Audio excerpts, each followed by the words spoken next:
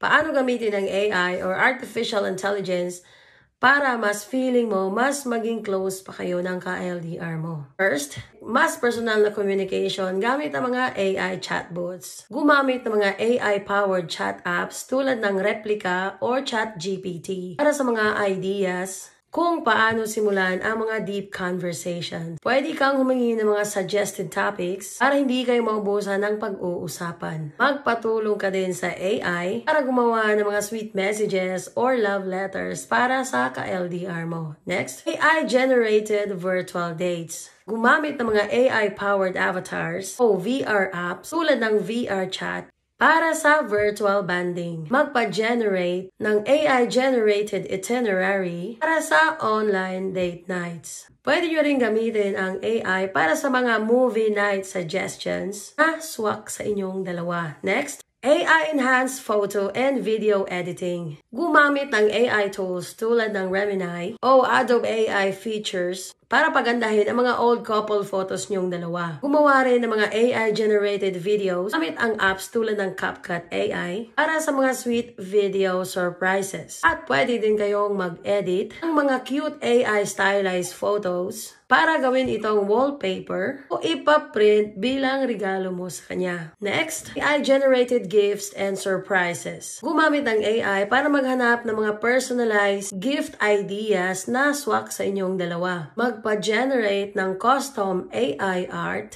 na may larawan ninyong dalawa. Pwede din kayong gumamit ng AI voice cloning tools para gumawa ng special voice messages o kanta. Next, AI as a relationship coach. Gumamit ng mga AI relationship coach apps tulad ng Paired para sa guided conversation exercises. Pwede ka ding magtanong sa AI ang relationship advice, paano harapin ang mga challenges sa LDR. Pwede ka ding magpatulong sa AI para mag-set ng LDR goals or LDR challenges na gagawin ninyo weekly. Bonus tip, gumamit ng AI para sa time zone reminders at schedule planning para hindi kayo magka-miss ng important calls o virtual dates. Good luck mga peeps!